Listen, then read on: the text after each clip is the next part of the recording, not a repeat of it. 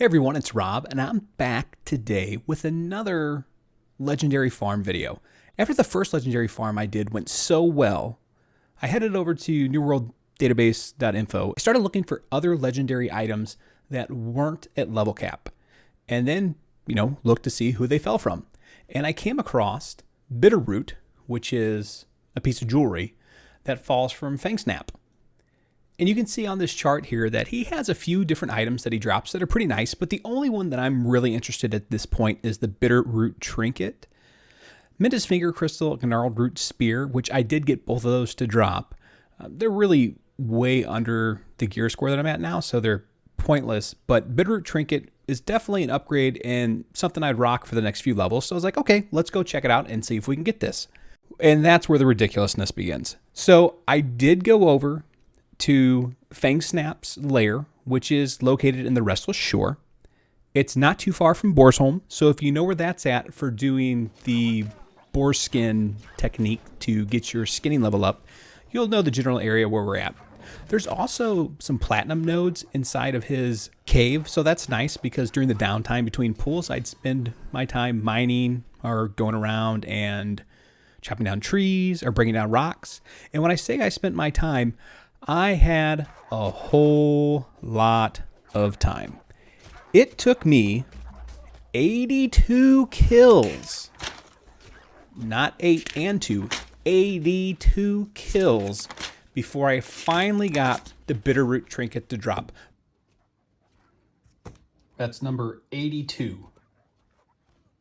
Good news is, I did get the trinket to drop. I had set a cap at 100 pulls, and then I was finally going to quit. But as you can see from this chart that I was keeping track of, didn't make it all the way. I did notice some really interesting things along the way, though, that I wanted to share with you. On average, he did take between 5 to 5 minutes and 30 seconds to spawn each time. There were times where it'd be higher than that. There's rumors that if you're outside of the cave, he respawns faster. I can tell you that I did this a number of times, and while the first 2 times it seemed like he was faster, the rest of the times it didn't feel like it made any difference at all. He did drop a number of greens. In those 82 times, I got the ring, Milda's Finger, 4 times, the Gnarled Root Spear once. I never did see the Toothed Bite, and I saw 2 other blues, which were vials of Suspended Azoth. So of those 82 kills, I got 7 blues. I got more blues from the chests in the cave that you can loot than I got from killing this guy and from the other wolves around the area. His drop percentage was not that great. I started off with only 0% luck, and then about halfway through, I went back to town and got myself up to about 6% luck. And it still took me after that like another 40 kills. This was a painful farm. I've been through worse in other games, but this is definitely the worst so far here. Another thing I noticed on him is that he was unskinnable. Now, this guy's actually a quest mob that you have to skin him, not just kill him, but kill him and skin him in the Restless Shore. And no less than 30 times did he fall in such a weird position, you just couldn't skim at all. It was really weird.